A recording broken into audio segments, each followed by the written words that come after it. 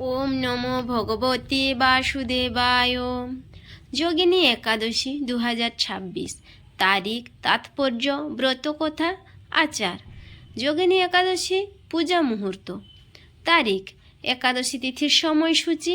তিথি শুরু হবে 10 জুলাই 2026 সকাল 8:16। তিথি শেষ 11 জুলাই 2026 সকাল 5:22। ব্রত পালনের নিয়ম ও পারণ। পারণ হলো একাদশী ব্রত ভাঙার নির্দিষ্ট সময়। নিয়ম অনুযায়ী একাদশীর পরের দিন সূর্যোদয়ের পর হরিবাসর অতিক্রান্ত হলে দ্বাদশী তিথির মধ্যে পারণ সম্পন্ন করতে হয়। পারণের সময় 12 জুলাই 2026 রবিবার সকাল 4:59 থেকে 9:27 মধ্যে। যোগিনী একাদশী আষাঢ় মাসের কৃষ্ণপক্ষে পালিত হয়, যা সাধারণত জুন বা জুলাই মাসে পড়ে। ভক্তরা ভগবান বিষ্ণুর আশীর্বাদ লাভ, অতীতের ভুল মোচন এবং জীবনের শান্তি, সমৃদ্ধি ও আধ্যাত্মিক উন্নতি বরণের জন্য এই উপবাস পালন করেন। সমস্ত একাদশীর মধ্যে নেতিবাচক কর্মফল মোচন এবং ব্যক্তিকে আরও ইতিবাচক ও পরিপূর্ণ জীবনের দিকে এগিয়ে যেতে সাহায্য করার ক্ষেত্রে যোগিনী একাদশীকে বিশেষভাবে শক্তিশালী বলে বিশ্বাস করা হয়।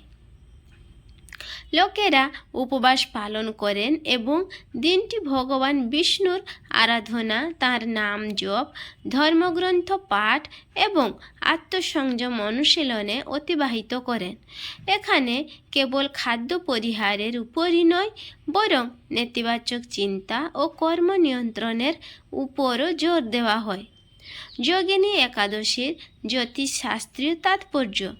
জ্যোতিষশাস্ত্রের দৃষ্টিকোণ থেকে একাদশী চন্দ্রের সঙ্গে ঘনিষ্ঠভাবে জড়িত, কারণ এটি একাদশ চান্দ্র তিথিতে পড়ে।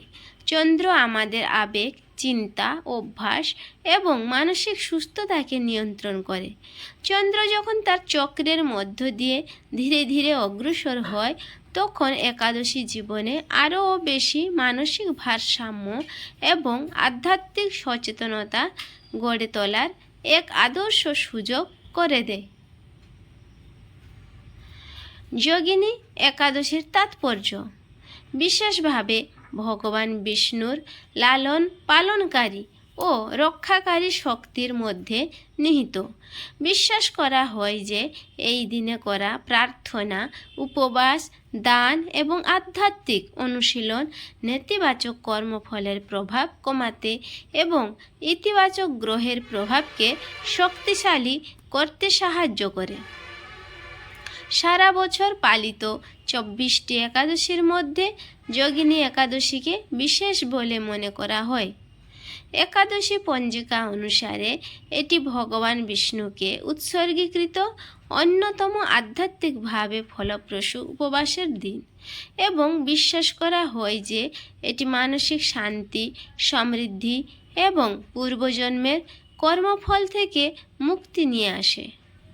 অনেক জ্যোতিষ একাদশীকে মনকে শান্ত করা, মনোযোগ বৃদ্ধি করা এবং আধ্যাত্মিক সংযোগকে শক্তিশালী করার একটি গুরুত্বপূর্ণ সময় হিসেবেও দেখেন।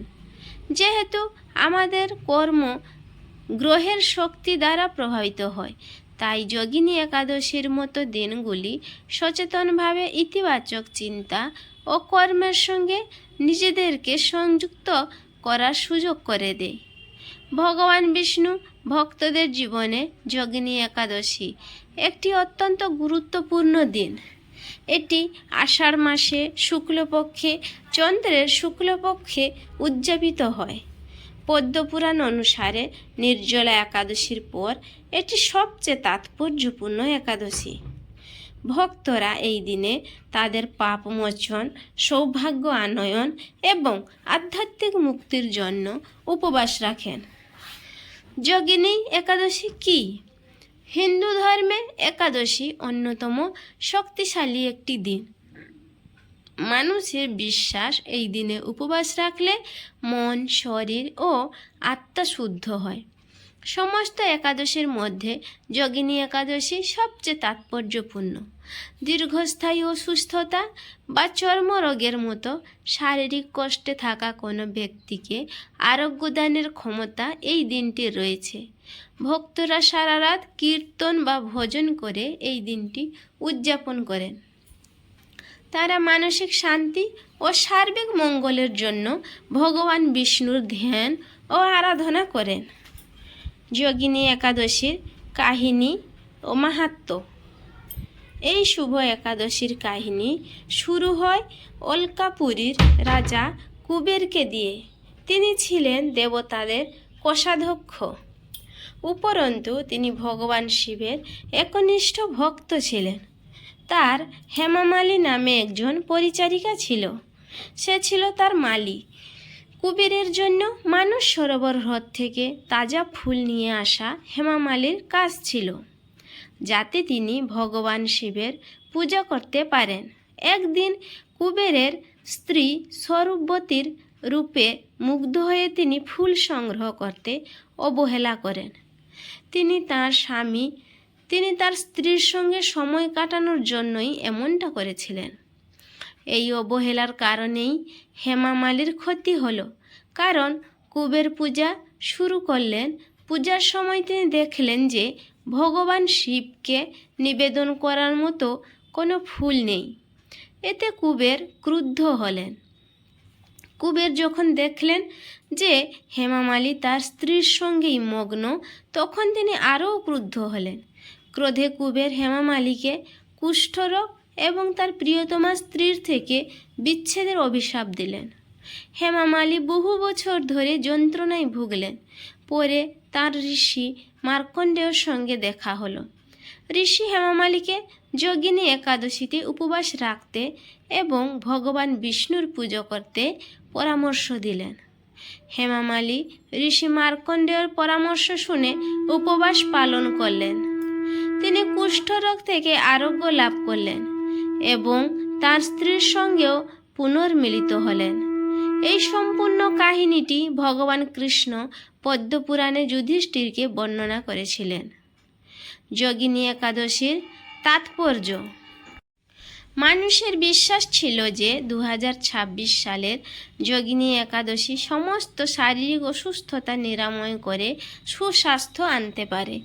ভগবান কৃষ্ণ বলেছেন যে একাদশীতে উপবাস রাখলে মোক্ষ লাভ হয়।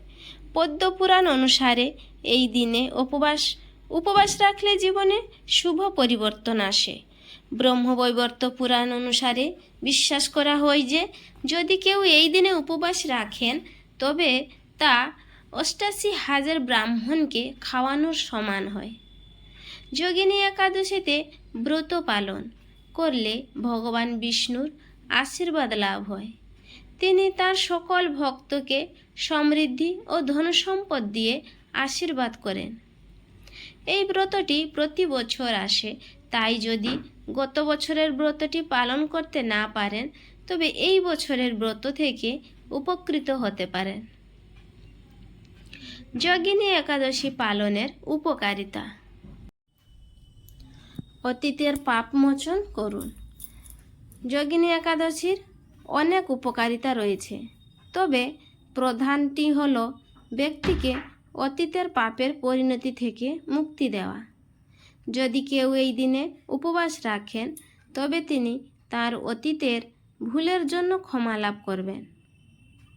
শান্তি আনুন। এই দিনে মন্ত্রোচ্চারণ, প্রার্থনা এবং উপবাস অন্তরের শান্তি নিয়ে আসে। এটি অতিরিক্ত চিন্তা থেকে মনকে মুক্তি দেয়। এই দিনটিকে অত্যন্ত শুভ বলে মনে করা হয় বলে লোকেরা এই দিনে নানা আধ্যাত্মিক সাধনা করে থাকেন। ভক্তিকে শক্তিশালী করে। কিংবদন্তি অনুসারে এই দিনে ভগবান বিষ্ণুর পূজা করলে ভক্তি দৃঢ় হয়। ভগবান বিষ্ণুর আশীর্বাদ লাভের জন্য ভক্তরা তার মূর্তির সামনে পবিত্র গ্রন্থ পাঠ করেন এবং মন্ত্র উচ্চারণ করেন। আধ্যাত্মিক বৃদ্ধি। এই ব্রত ভক্তদের জীবনে শৃঙ্খলা ও আত্মসংযম নিয়ে আসে। এই দিনে ভক্তরা আধ্যাত্মিকতার বই পড়েন, ধর্মীয় আলোচনা শোনেন এবং সৎকর্ম করেন। অনেকে ইতিবাচকতার জন্য নিজেদের বাড়িতে যোগিনী একাদশীর ছবি রাখেন। সমৃদ্ধি আনুন। ভগবান বিষ্ণু তাঁর উপবাস ও আরাধনাকারী ভক্তদের একটি শান্তিপূর্ণ ও সমৃদ্ধ জীবন দিয়ে আশীর্বাদ করেন। ভক্তরা তাঁদের পরিবারের সদস্যদের জন্য এবং বিভিন্ন বাধা বিপত্তি থেকে সুরক্ষার জন্য প্রার্থনা করেন। যোগিনী একাদশী ব্রত কিভাবে পালন করবেন? হিন্দু ধর্মে একাদশী ব্রতের একটি গুরুত্বপূর্ণ ভূমিকা রয়েছে। এই দিনে উপবাস জীবনে আত্মসংযম ও শৃঙ্খলা নিয়ে আসে। ভক্তরা কয়েকটি সহজ ধাপ অনুসরণ করে এই ব্রত পালন করতে পারেন। সকালে ঘুম থেকে উঠুন। ভক্তরা খুব ভোরে ঘুম থেকে উঠে পবিত্র স্নান করেন। এরপর পরিষ্কার পরিচ্ছন্ন পোশাক পরে পূজার জন্য সব কিছু প্রস্তুত করে। উপাসনা। আপনার গৃহ মন্দিরে হাতে গড়া একটি তামার বিষ্ণু মূর্তি রাখুন। নির্মল হৃদয়ে ফুল, ফল ও প্রার্থনা নিবেদন করুন। আপনি একটি বিষ্ণুর অবতারের ছবিও রাখতে পারেন। উপবাস পালন করুন। শারীরিক অসুস্থতা থাকলে যে কেউ আধ্যাত্মিক উন্নতি ও সুস্বাস্থ্যের জন্য উপবাস রাখেন। কেউ কঠোর উপবাস করেন, আবার কেউ ফলও খান। মন্ত্র প্রার্থনা। ভগবান বিষ্ণুর নাম জপ করে এবং পবিত্র গ্রন্থ পাঠ করে সময় কাটান। মানুষের বিশ্বাস প্রার্থনা করলে মনের শান্তি মেলে। নেতিবাচক চিন্তা, রাগ ও তর্ক বিতর্ক পরিহার করুন। শেষ কথা, যোগিনী একাদশী হিন্দু ধর্মে একটি অত্যন্ত শ্রদ্ধেয় দিন। ভগবান বিষ্ণুর ভক্তদের জীবনে এই দিনটি বিশেষ তাৎপর্য রয়েছে। ভক্তরা উপবাস, প্রার্থনা এবং পুণ্যকর্মের মাধ্যমে দিনটি শুরু করেন। আন্তরিকভাবেও বিশ্বস্ততার সাথে এই ব্রত পালন করে শান্তি, সুখ, সমৃদ্ধি এবং আধ্যাত্মিক কল্যাণের জন্য প্রার্থনা করেন। হরে কৃষ্ণ, রাধে রাধে। ভিডিওটি ভালো লাগলে লাইক, কমেন্ট এবং সাবস্ক্রাইব করে দেবেন।